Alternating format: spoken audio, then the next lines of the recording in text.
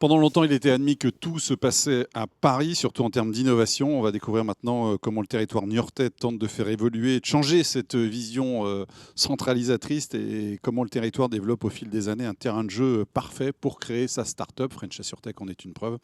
Et aussi pour innover. Deux invités pour en parler. Barbara Rousseil, bonjour. Bonjour. Vous êtes vice-présidente de French AssureTech et secrétaire générale de la Maïf. Et puis François Aiguillon, bonjour. Bonjour. Vous êtes vice-président de l'agglomération niortaise en charge du numérique et de l'innovation.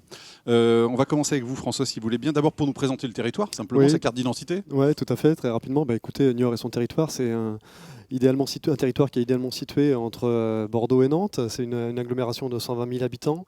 C'est une agglomération où on vit bien. Et voilà, on a un taux de chômage le plus faible de la région Nouvelle-Aquitaine, un taux de travail des femmes très élevé. Et puis, on s'invite régulièrement dans les classements nationaux des territoires, encore une fois. Dans les villes où il fait bon vivre. Exactement, tout à fait. Oui, je vous en prie. Excusez-moi, c'est aussi, je vais continuer, c'est aussi la 4e place financière de France, après Paris, Lyon et Lille. Et puis, c'est un territoire, forcément, où il y a des fleurons de l'assurance. Je pense notamment à la Massif, à la Maïf et à la MAF. Mais pas que, il y a également un territoire industriel, avec des entreprises comme Zodiac Aerospace, comme Pierre Guérin, comme Poujoula, et puis également des pépites, des PME innovantes. Je pense à Canametal, qui s'est illustré tout récemment, puisque c'est cette entreprise qui a fait la structure métallique qui a permis l'emballage de l'Arc de Triomphe de Christophe. Et les grands axes en matière de développement du territoire sur le numérique, quels sont-ils pour vous ? Alors écoutez, effectivement, le numérique et l'innovation, ce sont des filières clés pour le développement économique du territoire. Et donc, on travaille principalement sur des verticales métiers. Alors, je vais vous en citer quelques-unes. On travaille sur l'assurance, bien sûr, avec French AssureTech, notre partenaire, dont Barbara vous parlera tout à l'heure. Et puis également sur la cybersécurité. On a des très gros projets en termes de cybersécurité, puisqu'on va bientôt sortir un centre de ressources en cybersécurité, avec des partenaires, là encore, l'Université de Poitiers, le réseau des RSSI des mutuelles, donc des responsables de sécurité des systèmes d'info des mutuelles. Et puis on aura, dans ce centre de ressources, on va pouvoir faire de la prévention en matière de cybersécurité. Et puis on va y retrouver également un cyber range, qui est une plateforme de simulation où les entreprises et le territoire pourront venir s'exercer aux attaques cyber et trouver des solutions pour répondre à ces attaques. Oui. On a également des verticales métiers sur l'économie sociale et solidaire. Donc là, si vous me permettez, je vais faire un raccourci rapide, puisqu'on a deux très belles entreprises à mission sur le territoire, que sont la CAMIF et la Maïf. J'ai eu très récemment des discussions avec Emery Jacquilla, le patron de la CAMIF, et également le président du conseil d'administration de la communauté des entreprises à mission. Et on va développer des parcours de formation et des parcours d'accompagnement pour inciter les jeunes entreprises à passer sur des entreprises à mission. Et puis le dernier axe sur lequel on travaille en ce moment, c'est le numérique responsable. Niort Agglo est signataire de la charte pour un numérique responsable. Et on travaille avec l'Université de La Rochelle et l'Institut du numérique responsable pour mener des politiques innovantes en matière de numérique responsable sur le territoire. C'est quoi Bébé Dragon ? Tiens, dites-moi un mot de Bébé Dragon. Là, vous parlez des dispositifs que l'on mène. Mais oui, parce que vous faites tout finalement pour que les startups viennent chez vous. Complètement. Vous leur mettez en tout cas un environnement comme il faut, quoi. Exactement, complètement. Donc on a 2 dispositifs qui permettent que l'agglo porte directement, qui sont Bébé Dragon. Donc Bébé Dragon, c'est pour les porteurs de projets primo-innovants. Donc on est toujours sur l'innovation. Et c'est vraiment l'idée d'avoir, vous avez un tout début de projet. Et nous, on va vous accompagner pour faire grandir ce projet et puis pour voir s'il est viable dans le temps. Et puis on a un deuxième dispositif. Donc là, on est vraiment au tout début de l'idée. Et puis on a un deuxième dispositif qui s'appelle Opération Dragon. Donc c'est la suite. Et on est sur de la pré-accélération. Donc on intervient avant French AssureTech qui fait de l'accélération. Et là, c'est vraiment pour pousser les porteurs de projets à concrétiser leurs projets. Et donc là encore, on les accompagne de manière plus poussée, avec du mentorat, avec toute une intervention autour de l'écosystème. Et aujourd'hui, on travaille par saison. On est dans une saison, en ce moment, on est en pleine saison d'Opération Dragon. Et on aide des projets très divers sur l'innovation, sur le design funéraire, donc, sur le gaming, ou encore sur un créateur de forêt, par exemple. Pas de guerre des trônes. Non. Non. Barbara, 3 ans après sa création, ça fait 3 ans à French AssureTech, C'est vous ça. passez, j'allais dire, une vitesse supérieure, puisque vous allez maintenant au-delà du simple accélérateur et vous rajoutez des briques. Racontez-nous ça. Oui, tout à fait. Alors, effectivement, French AssureTech, c'est un dispositif qui regroupe des acteurs du territoire niortais, des mutuelles d'assurance, mais aussi le MEDEF et la communauté d'agglomération de Niort. Et de par cette composition des acteurs locaux et puis de par ses missions, French AssureTech, effectivement, participe à la dynamique du territoire niortais. Et donc, French AssureTech, après 3 ans, a désormais développé 4 briques d'activité. On va les développer un petit peu si vous voulez. Donc, on a le campus, on a le laboratoire d'expérimentation, on a bien sûr l'accélérateur et puis un volet événementiel. Donc, le laboratoire d'expérimentation en fait est né d'un constat de besoin de partage entre les mutuelles sur des problématiques communes. Fort de ce constat, il a été mis en place ce laboratoire qui a pour but à la fois pour les mutuelles membres de partager sur ces problématiques communes identifiées, de pouvoir faire émerger des idées ou des scénarios éventuellement de résolution de ces problèmes. Et puis, pour aller plus loin, pourquoi pas partager des retours d'expérience, tirer ensemble des enseignements des pratiques qui ont pu être développées. Et ça peut aller jusqu'à développer ensemble des solutions communes, soit au sein de French AssureTech, soit avec des partenaires de French AssureTech. Donc ça, c'est pour la partie expérimentation. Et puis, il y a le campus. On a effectivement l'objectif de ce campus, c'est de pouvoir acculturer, sensibiliser les acteurs, les salariés Les collaborateurs des mutuelles. Tout à fait. D'accord. Ensuite, il y a l'accélérateur, bien sûr, c'est l'activité c'est la base, initiale et l'ADN. historique Ouais. de French AssureTech. Et c'est d'ailleurs le premier accélérateur en France en nombre de startups candidates, avec 340 startups qui ont postulé depuis 2018. C'est 45 startups qui ont pu être accélérées au cours des 4 saisons. Parmi ces 45 startups, on a à la fois des startups qui sont ce qu'on appelle des pure players, qui travaillent effectivement sur l'activité d'assurance. Il y a du B2B. Il y a du B2B, effectivement, avec, si on prend un exemple d'une start-up qui était là aujourd'hui, qui s'appelle Accurate, qui va effectivement travailler avec des entreprises d'assurance pour les aider dans leur transformation. Et puis aussi des start-up qui sont plutôt des start-up de services, qui vont proposer des services complémentaires en dehors de l'assurance.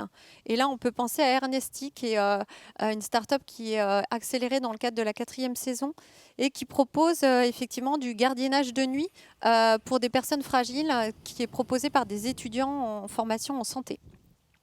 Donc on a parlé effectivement de l'accélération, et le dernier volet, c'est l'événementiel. Alors c'est l'événement d'aujourd'hui, avec une ambition affichée par French AssureTech de pouvoir en faire le rendez-vous à terme de l'innovation en matière d'assurance en France. Oui, parce que Niort Aglo et French AssureTech sont associés aujourd'hui pour Tout à fait. créer cet événement. François Guillon et les autres initiatives du territoire. Ouais, tout à fait. Donc, comme Barbara l'a dit, on accompagne French AssureTech, et puis ensuite, on travaille avec d'autres partenaires. Je pense notamment au village by Crédit Agricole, qui est installé à proximité de ce lieu et à proximité de notre lieu totem Niortech. C'est un espace qui est dédié à l'innovation et qui accueille là encore des projets innovants.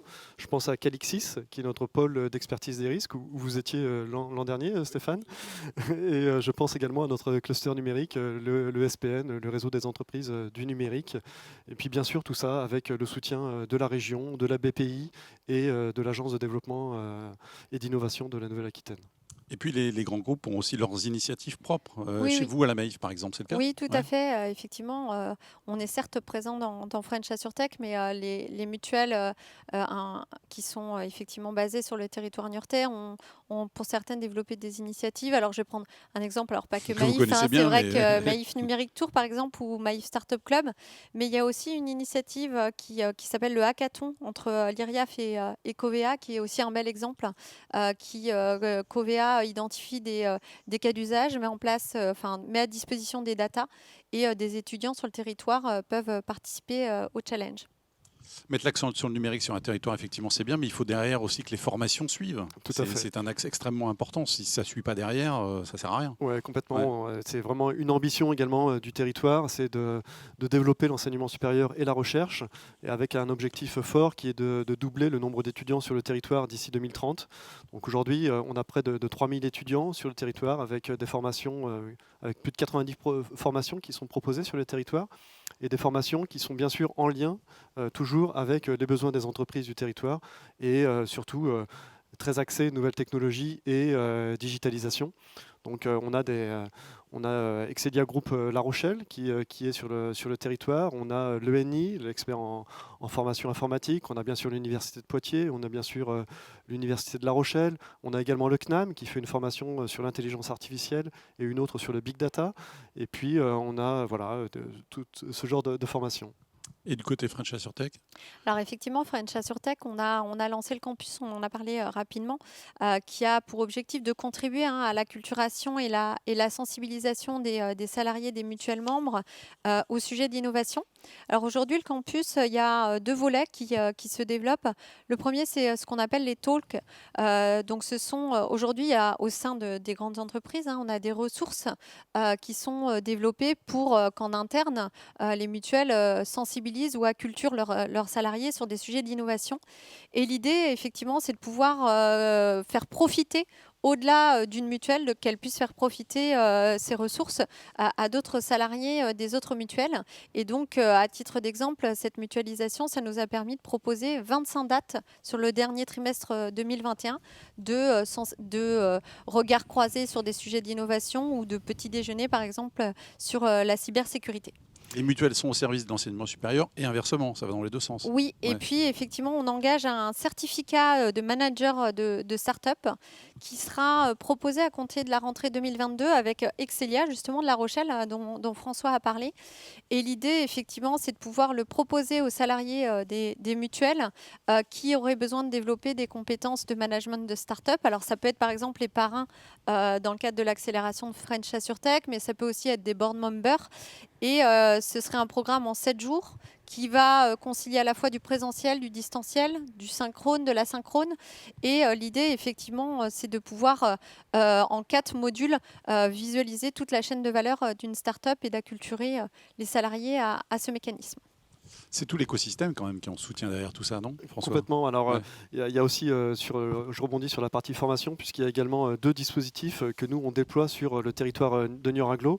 Il y a le dispositif PULP que l'on vient de mettre en place, qui est un dispositif qui vise à aider financièrement les TPE et les PME qui ont des besoins en matière d'innovation. Très concrètement, une entreprise a un besoin en matière d'innovation, elle va trouver un stagiaire de préférence issu des formations du territoire, et puis Niort Agglo va payer une partie de la formation et du stage, tout à fait. Et puis, il y a un autre dispositif qui est celui-ci, un dispositif national, c'est le dispositif Pépite, qui permet de développer en parallèle des études le statut d'étudiant entrepreneur. Et là encore, l'étudiant va avoir un accompagnement et des ressources financières pour mener à bien son projet. Et Barbara, de l'autre côté? Effectivement, alors les mutuelles de Niort ont aussi l'occasion, en plus des dispositifs de formation interne, de contribuer à la formation, à l'insertion à l'emploi, alors par le recrutement d'alternants. Et puis aussi, c'est vrai que beaucoup des experts internes au métier de nos entreprises ont l'occasion d'intervenir dans les formations du bassin niortais pour apporter aussi leur expertise et leur connaissance dans les parcours de formation. Et French Tech Atlantic Valley, vous nous en Alors, dites un mot? Ouais. French Tech Atlantic Valley, ça regroupe Niort, La Rochelle, Poitiers et Angoulême, qui sont regroupés sous le label French Tech.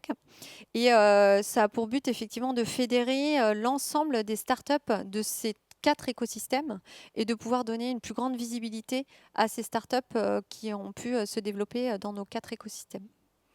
Oui, François, vous vouliez rajouter quelque chose? Oui, tout à fait, parce que sur cette partie écosystème en soutien des entreprises du numérique, nous, on a notre lieu totem, NiorTech, qui est tout à proximité d'ici, c'est 1600 mètres carrés, répartis, qui accueille tous les jours des étudiants, des entreprises du numérique, des startups qui hébergent également nos dispositifs, mais également French AssureTech qui est hébergé dans ces locaux.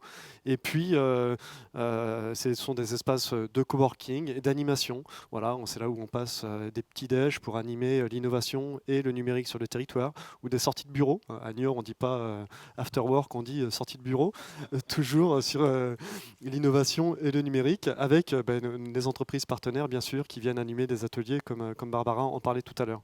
Et puis pour rebondir sur la French Tech Atlantic Valley, c'est effectivement un aspect important puisque il y a quand même si les territoires sont indépendants, il y a quand même beaucoup de liens entre les territoires et donc on travaille avec les autres territoires de la Nouvelle-Aquitaine et la French Tech Atlantic Valley pour proposer un premier début, un fonds d'investissement territorial, puisqu'on s'est rendu compte qu'entre l'idée, le début du projet et puis l'accélération, il pouvait y avoir un trou dans la raquette en termes financiers. Et donc, on va chercher des fonds, on va chercher à créer un fonds d'investissement territorial pour accompagner ces premières startups.